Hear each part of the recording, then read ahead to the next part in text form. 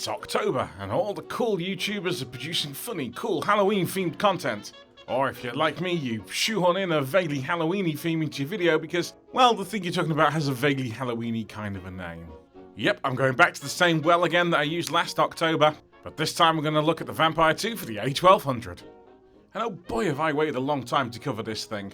I placed my order long before world events meant that I got to spend the best part of 2 years indoors.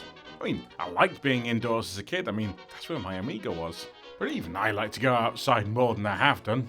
However, if anything was going to persuade me to spend more time indoors apart from the awful weather, yeah, it was going to be this arriving on my doorstep. So yeah, I was kind of like a kid at Christmas when this thing showed up. Now I'm about to give you a bit of insight here into how I actually make these videos. Things are not necessarily recorded in the order that you see and hear them. That introduction you just heard, yeah, I recorded that a fair bit before I recorded this part. In fact, the section you'll hear after this, yeah, I recorded that way before this as well. The reason I'm recording this bit now is that whilst making this video, things took an interesting turn. Yeah, stuff's gonna go wrong in a bit, and you'll see what in a moment or two. But in the meantime, I'm gonna let past me get back to explaining what the Vampire is and what it does. The Vampire is a CPU accelerator with its own 120 meg of RAM on board. It's also a retargetable graphics board as well, all built using an FPGA or field programmable gate array, which is a chip you can connect the logic gates together using a configuration map generated in software. That map can be changed over time so new features can be added to the design in the chip. Every time the chip powers up, it reads the map to figure out which gate should be connected to which other gates. How it's done is not really the important part though. It's what it does and how fast it does it that really matters. And on the how fast front, well, it's currently the fastest 68,000 based accelerator you can actually get for the A1200. Right, let's get this thing out of the box and have a quick little look at it. I think the thing that really surprised me is, yeah, the PCB for this is actually pretty small. Particularly when I put it side by side with my 68030 accelerator. I also got this SD card to IDE adapter with it as well, and a little riser. Now, you may wonder why I want that thing, as you know, there's already an IDE controller on the board of the A1200. Well, it just comes down to, this one's a lot faster. I mean, for a start, it's the right side of the gateway between the A1200's board and where all the RAM is, so you don't have to squeeze everything through the limited bandwidth available to the trapdoor slot. But also, it meant you could use a much more modern IDE implementation, which, you know, again, quicker. The A1200 version of the Vampire is a trapdoor expansion, just like all the other accelerators for the A1200. In fact, you can see me taking out my A030 accelerator, ready to install the Vampire. This is probably the easiest of all the Vampire cards to install in an Amiga. There's no pressure fitting it over the CPU like in the A600. In fact, that over the CPU method of install for the first Vampire, yeah, that's where it got its name from. The card was like a vampire biting into all the connections going into the CPU. It's also easier than the A500 version to install, because you don't have to remove a CPU first to then install it. To be honest, I could even get away without opening up the case to install it, so you're probably wondering why I'm opening up the case to install it. Well, apart from all that sexy naked PCB footage, I've also got some cables to route. This is the other part of the Vampire, the retargetable graphics, or RTG for short. As every Amiga owner knows, and quite a lot who are not, the Amiga had its own custom graphics chipset. But as time went on, a lot of professional users needed, well, more than even the AGA chipset could deliver. They wanted high-res graphics that were not interlaced and worked with PC monitors. They wanted true 24-bit color depths as well. Basically, they wanted the moon on a stick. But the problem for the Amiga OS is, well, it was coded to use all the built-in graphics chips. So how could Workbench applications run on these cards? Well, initially the answer was, yeah, they wouldn't. Take this example board from a big box Amiga, the Opal Vision, one of the first 24-bit graphics cards for the Amiga. That came with a number of bundled applications that were coded directly to use the graphics card. So nothing else could use the card apart from those bundled utilities like Opal Paint. This was clearly not a great solution. No one was going to recode every application to work with a particular card. So then came the idea of RTG, where the low-level drawing API Intuition uses to do all the windows and other things could be replaced by code that implements the same low-level drawing API, but passes all those calls to a graphics driver. Then all the card vendor has to do is implement a different graphics driver for each of the cards that they offer. And that means all your Workbench applications would run just fine on the new graphics card. I mean, games wouldn't, that was a totally different story, but no one's trying to do games in 24-bit on the Amiga then. Initially there were two RTG systems. Each were created by a rival vendor, First we had CyberGraph X. Wow, in the 90s people really did think that putting X on the end of things made them sound cool. And also, don't get me started on cyber. That was created for the Cybervision line of cards. And then for the Picasso line of cards, well, we got Picasso 96, released unsurprisingly in 1996. Initially, CyberGraph X became, well, the more commonly used system. But as time went on and the Amiga got older, Picasso 96 kind of became the default standard that everyone uses. Which is why our Vampire, well, it's got a driver for Picasso 96, hasn't it? This lets you have screens in surprisingly modern resolutions like 720p and 1080p in full glorious 32-bit colour depth. God, there's even some support for accelerated video playback. I mean, that's super modern. All these RTG graphics are outputted over HDMI, and this is why I'm routing this HDMI cable round to the back. So I can plug in my HDMI type screen and also my capture card so you can see some footage from this thing later. I should mention that all of this does absolutely nothing for the graphics from the AGA chipset. So none of the graphics from the A1200's built-in chipset go over the HDMI connector at all. Now if you want a HDMI output out of your Amiga's chipset, well you're going to need something else to convert it for you. For a while there was talk of the AGA chipset being reproduced in the FPGA, so AGA graphics should go over HDMI. However, the Vampire team did always say, you should buy the card for what it can do today, not what it might do in the future, as proposed ideas may not happen. Did everyone pay attention to that warning? No, of course not. I mean, yeah, human nature. But at this point in time the team have said, yeah, it's not going to happen in the Vampire 2. There aren't enough spare gates in the FPGA to implement it. Now, their standalone Vampire machine, the Vampire 4, yeah, that does do AGA, and it does it in the FPGA. I mean, it doesn't have any choice about doing that in the FPGA because there's no original Amiga chipset on the board at all in that thing. I've actually done a video on the standalone Vampire if you're interested, link in the description below. So you may be wondering, what am I going to do about the video output for the AGA chipset? You may have also been wondering, what's that extra board in there over the chipset, and why is there a big fat DVI plug hanging out of it? Well, that's the Indulging AGA, a video upscaler and flicker fixer that produces a nice DVI which is very compatible with HDMI output, so I can use, like modern screens. It also does a lot of flicker fixing, so you now have to put up with high resolution Amiga graphics modes, flashing like some form of seizure-inducing nightmare that makes you want to scrape your own eyeballs out of a spoon. I've had this particular board for a few years now, but it is still being made, so it's possible to buy one. Now, why initially the setup software for the Indulging didn't work if you had a Vampire installed. A patch was released for the Vampire a little while ago that fixed that. Although I should say, once the Indulging is set up, you don't really need to run the software again unless you want to change some of the settings. So people were taking their Vampire out, setting up the Indulging, then sticking their Vampire back in. Fortunately, we don't have to bother with any of that faff these days. Just to make things look especially cluttered at the back, I got one more thing to add, an Ethernet adapter. Now this thing does not actually come with the Vampire, it's something you buy separately, and they're pretty well cheap to be honest. So if you don't already have an Ethernet adapter for the A1200, this is a really nice cheap way of getting one in there. Of course, you could be like me and already have a PCMCIA Ethernet adapter in there. And you may be thinking, why bother replacing it with just, another Ethernet card? For one, if you're going to have something hanging out of your Amiga, yeah, it's better to have it hanging around the back than at the side. Those PCMCIA adapters, you might think they look neat, but normally there's some hoofing great big dongle sticking out of it so you can get your Cat5 cable into it. The next and more important reason from my point of view is speed. PCMCIA slots on the A1200 are slow. I mean, faster than a serial port, but still slow. And that means your Ethernet adapter when plugged in there is, yeah, slow. Very slow. This new Ethernet adapter, well, it's much faster. I mean, a big part of that is it doesn't have to deal with the PCMCIA bus. The other part is, it's on the fast side of the bottleneck that is the trapdoor expansion. So, all your CPU and memory, yeah, that's on the same board as the connector for the Ethernet adapter. Now, there are actually two versions of this if you're going to buy it. There's a 5V one and a 3.3V one. For God's sake, buy the 3.3V one. Yeah, all the logic on the Vampire is implemented in 3.3V, rather than the 5V that all the logic in the Amiga is implemented in. As this thing goes on the Vampire side of things, yeah, it needs to be 3.3V. The only voltage conversion here is where the trapdoor connector is. So, with our cables routed, we need to get an OS installed. Now, you can do a regular Amiga OS install, then install Picasso 96, the RTG driver, and a driver for the network cards, the SD card driver, so on and so forth. If you already have an OS installed, that's a really nice way to go if you've got everything set up the way you like it. You just get yourself a bit of Vampire support. If, on the other hand, you've got an OS install you're not particularly attached to, or you just didn't have one because you're booting off floppy disks, well, then there's Coffin. Coffin is an OS distro that you write onto a disk or CF card, usually using a PC or a Mac, and then you pop it back in your Amiga, and it's ready to go with all the drivers and everything you need that's Vampire-related installed. It's all just ready to go.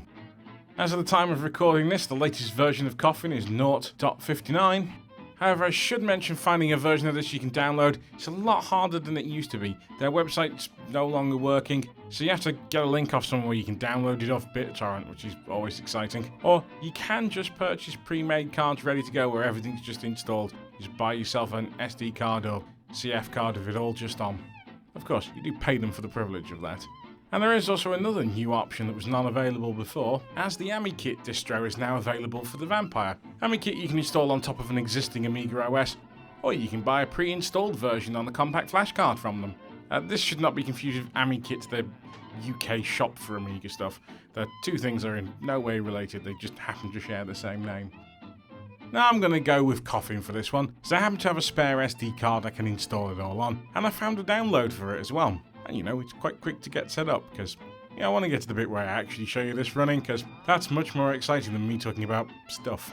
So, here's the bit where it all went a little bit wrong. Yeah, that should have booted. Yeah, so that'd be the sights and sounds of me realising something's not quite right there. I've not entirely figured out what's wrong at that point, but yeah, I know something's not right. Firstly, the machine's not booting as I expected. There's an SD card in there that's acting as a hard disk, and it should have booted off it with that Coffin image on it. Second of all, I've noticed at the boot screen, yeah, that doesn't say 68080, and it really should. Also, there's no output from the HDMI, so yeah, something's very much gone wrong. Anyway, I soon realised something must not be quite right with the FPGA. I figure either it's not being flashed, or the worst case scenario is the FPGA and it's dead. So I connect my JTAG connector up to the Vampire in my Linux box and have a little look with my programmer. And it doesn't detect the FPGA. Yeah, this is not initially a promising sign. And I kind of wish I'd recorded all of this for you, but it takes me about 20 minutes to get set up for filming each time, so I have to drag out cameras and lights, etc. So when you're solving a problem you've got sort of 10 minutes here, 10 minutes there, you can't really film it. Anyway, after messing around with it a while, I figure it's time to contact the Vampire team on their Discord. This is where they do their support and stuff. So I messaged them on there, and soon, a very helpful fellow known as BigGun started to chat to me. And by soon, I mean, it literally took him less than a minute. I mean, I assume that's not normally their response time and I just got lucky, but yeah, that was pretty good. Anyway, after quite a bit of faffing, we work out two things. Firstly, the version of the FPGA programmer I'm using is a bit too new and has dropped support for the FPGA chip that's used on this board. Yeah, Intel actually marked this chip as end of life about 7 years ago and dumped support from the programmer. So I revert back to an earlier version of the programmer, version 13.1 if anyone wants to play along at home. And that should let me reprogram the FPGA, right? No, not quite. It didn't work at that point either. Yeah, it turns out the JTAG connector on the Vampire 1200 is not perfect. You actually need the ribbon cable lifted up a tiny little bit for everything to make contact properly. And by a little bit, I mean 0.8 of a mil. I sort of 3D printed a little standoff and that's how I know it's 0.8 of a mil. So, with the ribbon cable lifted and an older version of the FPGA programming software loaded, I'm able to reflash my Vampire. And come the end of that process, I got myself a fully working Vampire card. Now, I think this whole experience actually tells us something really important about the Vampire team and their cards. Every card is not perfect, and to be honest, no manufacturing or QA process will ever get to the point where 100% of everything they ship is absolutely perfect. So this card managed to go out without being flashed, and that's not the important part. The important part is how they dealt with it afterwards. Yeah, everybody makes mistakes, things go wrong. It's how you fix them that counts. And I've got to say, the Vampire team, yeah, they supported me in the way, you kind of hope that it works. I didn't get patronised at any point. They didn't assume that I didn't know what I was doing. They also just asked me if I knew what X, Y, and Z was. And, they helped me get to the answer that I needed. And to be honest, it all happened in a pretty timely fashion too. Most YouTube videos don't get to look at what happens when stuff goes wrong because it just kind of works first time. So here we actually get to see how the Vampire team handles stuff going wrong, and they handle it well. I mean, really, I've got no complaints. Now at home you might be thinking, ooh, he got special treatment because he's a YouTuber. Firstly, bless you for thinking that this channel is anywhere near big enough so when I post on Discord people know who I am. That's not a thing. But secondly, I also scrolled up back through the channel, and how they dealt with me is exactly how they dealt with everybody else. So if you're thinking about getting a vampire, if stuff goes wrong, yeah, you're going to be fine. And even if it had turned out that my FPGA was just dead on arrival, they were happy to start the process of me returning the card and them exchanging it. So, you know, really, nothing to complain about at all. In fact, yeah, they handled this well. So now with all our problems behind us and the hardware working just fine, we're able to boot Coffin and start having a little look at it. Now I'll swap to the captured footage so you can see what's coming out of the HDMI adapter, and as you can see we get this nice new splash screen. Coffee. Very suitable for a Halloween video. And soon we're presented with a workbench screen that looks, well, a lot nicer than Workbench normally looks. It's also in many more colours and a much higher resolution.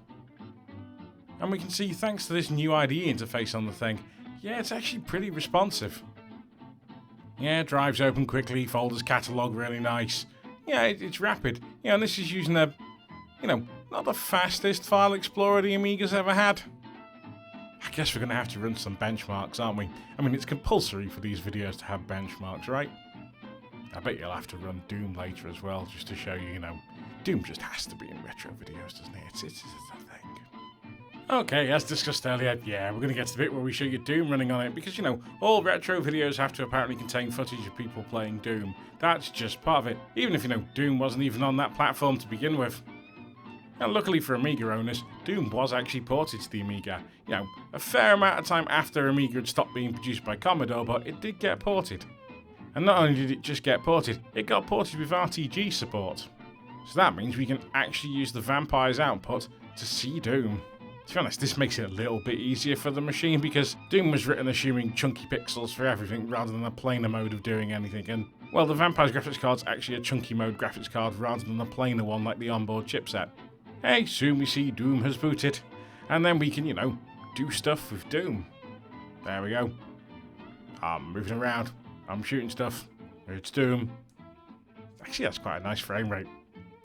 Yeah, but it's Doom. There we go. We have fulfilled our quota of Doom. Now we must fulfill our next quota. Our quota of Quake. Yeah.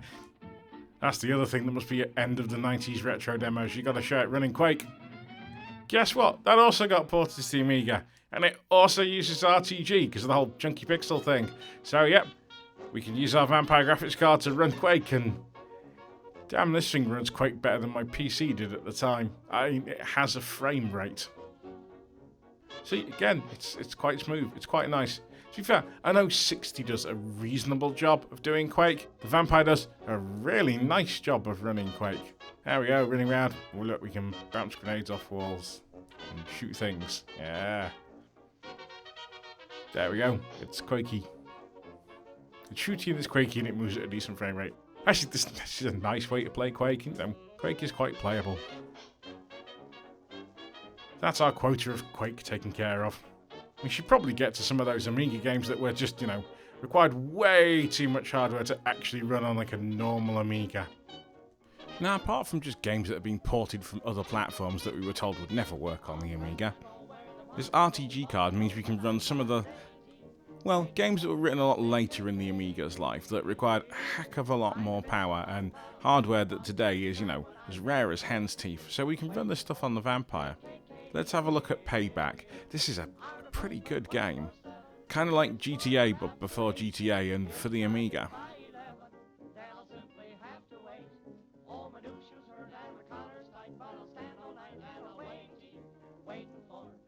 And now look at a couple of games that don't use RTG and just use the Amiga's original chipset. You may find yourself thinking, why is he bothering doing this? After all, if it's not using the RTG card, why bother showing it to us? Well, some games can really benefit from a bit of CPU acceleration. Here, for example, is F1 GP. I loved this game as a kid. I spent hours and hours racing around various circuits, but its frame rate, yeah, it's not great at all times. In fact, at some points it can get a little flick-bucky. But with this processor, yeah, no, none of that. It zips along quite nicely, thank you very much. Another good example is Elite Frontier. Again, loved playing this as a kid, but yeah, it did chug. Now, it's entirely chug-free. Look at this intro go. It's zipping along. I mean, this even makes my A1200 look a bit naff. I'll also chuck in a bit of footage of the Killing Game show. Yeah, the Vampire hardware is doing nothing for this, but it's also not causing any compatibility problems. Also, it's just a good excuse for me to include a clip of the Killing Game show because, yeah, I really like this game. Speaking of which, here's it not messing up Turrican 2. There you go. Brief clip of Turrican 2. Now time for a few more games that didn't really run on the Amiga back in the day. Let's start with Duke Nukem 3D. Yeah, everyone likes Duke Nukem 3D. Look, see, it's Duke Nukem 3D. It's running on an Amiga.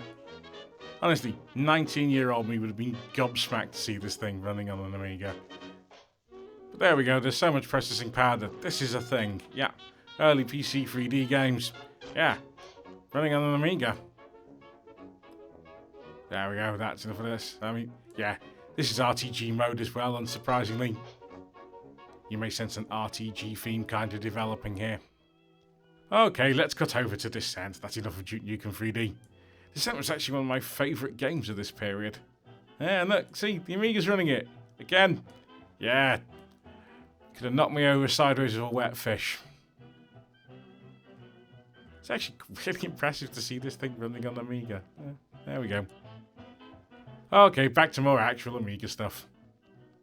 Now, one of the things I like doing with my Vampire, weirdly, is emulating other systems on it. You might say, why not just emulate it on your PC? Well, I'm not just emulating any old system.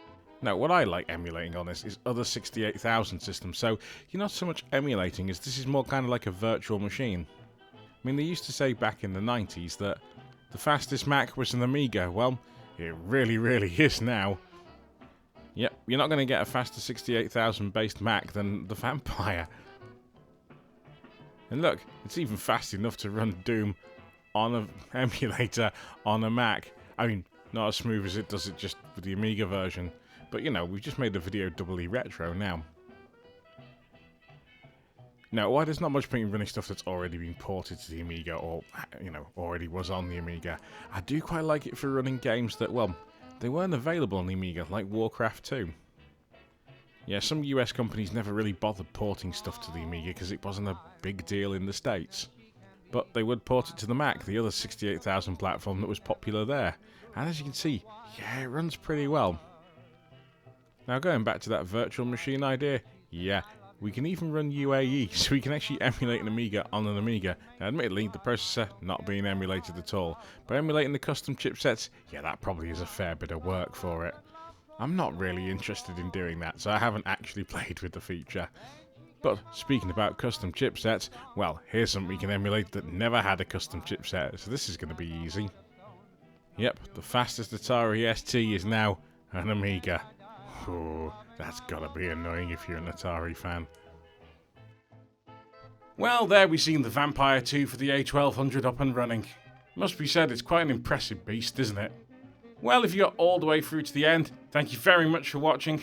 And if you enjoyed this video, why not click that little like button that lives underneath the play bar? Or, you know, talk to us about the Vampire. You may have questions, you may have things you want to say, you may want to judge it. It's the internet, I'm sure people want to judge it. Actually, you're normally quite polite in my comment section, it's pretty weird for YouTube. And my thanks to BigGun from the Vampire team, who really helped me out with the technical support for this one. And of course, if you're feeling extra generous, why not hit that subscribe button, because it helps the channel be discovered by more people and, you know, helps my self-esteem out tremendously. There's even a little bell icon you can gently click upon, so the subscribe button does the thing you expected it to do in the first place. Don't smash it though, that feels needlessly violent.